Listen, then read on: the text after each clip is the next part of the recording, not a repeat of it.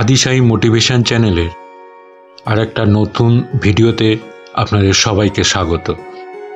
এখনও যারা চ্যানেলটাকে সাবস্ক্রাইব করেননি তারা চ্যানেলটাকে সাবস্ক্রাইব করে পাশে থাকা বেল আইকনটিকে প্রেস করে দেবেন, যাতে পরবর্তী ভিডিও দিলে সাথে সাথে তার নোটিফিকেশনটি আপনাদের কাছে পৌঁছে যায়। চলুন শুরু করা যাক।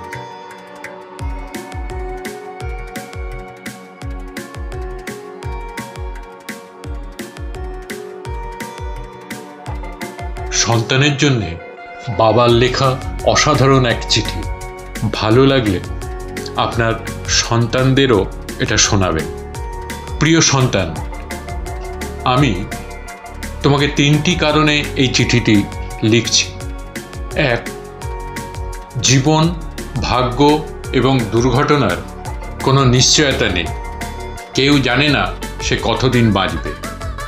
2, আমি তোমার বাবা, যদি আমি তোমাকে এই কথা না বলি অন্য কেউ বলবে না। আর 3, যা লিখলাম তা আমার নিজের ব্যক্তিগত তিক্ত অভিজ্ঞতা।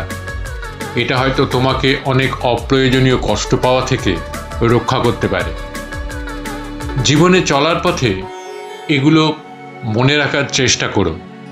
1, যারা তোমার প্রতি সদয় ছিল না তাদের ওপর অসন্তোষ পুষে রেখো না, কারণ তোমার মা এবং আমি ছাড়া তোমার প্রতি সুবিচার করা কারো দায়িত্বের মধ্যে পড়ে না।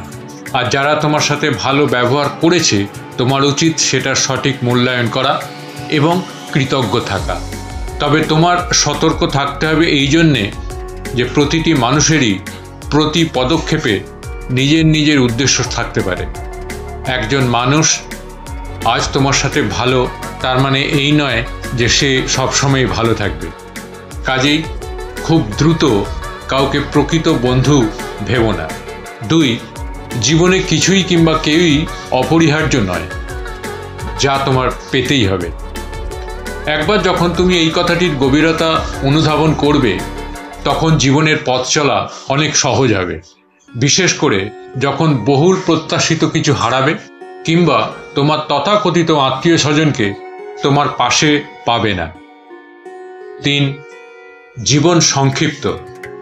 আজ তুমি জীবনকে অবহেলা করলে কাল জীবন তোমাকে ছেড়ে চলে যাবে। কাজে জীবনকে তুমি যত তাড়াতাড়ি মূল্যায়ন করতে শিখবে ততই বেশি উপভোগ করতে পারবে। 4, ভালোবাসা একটি ক্ষণস্থায়ী অনুভূতি ছাড়া কিছুই নয়। মানুষের মেজাজ আর সময়ের সাথে সাথে এই অনুভূতি বিবর্ণ হবে। যদি তোমার তথাকথিত কাছের মানুষ তোমাকে ছেড়ে চলে যায়, ধৈর্য ধরো। সময়ে তোমার সব ব্যথা বিষণ্ণতাকে ধুয়ে মুছে দেবে। কখনো প্রেম ভালোবাসার মিষ্টতা এবং সৌন্দর্যকে নিয়ে বাড়াবাড়ি করবে না, আবার ভালোবাসা হারিয়ে বিষণ্ণতায় অতিরঞ্জিত হবে না। 5, অনেক সফল লোক আছেন যাদের হয়তো উচ্চশিক্ষা ছিল না। এর অর্থ এই নয় যে তুমিও কঠোর পরিশ্রম বা শিক্ষালাভ ছাড়াই সফল হতে পারবে। তুমি যতটুকু জ্ঞানই অর্জন করো না কেন তাই হলো তোমার জীবনের অস্ত্র। কেউ ছেঁড়া কাঁথা থেকে লাখ টাকার অধিকারী হতে পারে, তবে এজন্য তাকে অবশ্যই পরিশ্রম করতে হবে। 6, আমি আশা করি না যে আমার বার্ধক্যে তুমি আমাকে আর্থিক সহায়তা দেবে, আবার আমিও তোমার সারা জীবন ধরে তোমাকে অর্থ সহায়তা দিয়ে যাব না। যখনই তুমি প্রাপ্তবয়স্ক হবে তখনই বাবা হিসেবে আমার অর্থ সহায়তা দেবার দিন শেষ।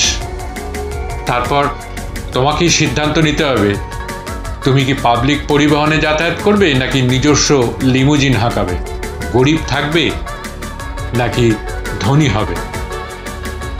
7, তুমি তোমার কথার মর্যাদা রাখবে, কিন্তু অন্যদের কাছে তা আশা করবে না। মানুষের সাথে ভালো আচরণ করবে, তবে অন্যরাও তোমার সাথে ভালো থাকবে তা প্রত্যাশা কিন্তু করবে না। যদি তুমি এটি না বুঝতে পারো তবে শুধু অপ্রয়োজনীয় যন্ত্রণাই পাবে। 8, আমি অনেক বছর ধরে লটারি কিনেছি কিন্তু কখনো কোনো পুরস্কার পাইনি। তার মানে এই হলো যে যদি তুমি সমৃদ্ধি চাও তবে কঠোর পরিশ্রম করতে হবে, বিনামূল্যে কোথাও কিছু জুটবে না।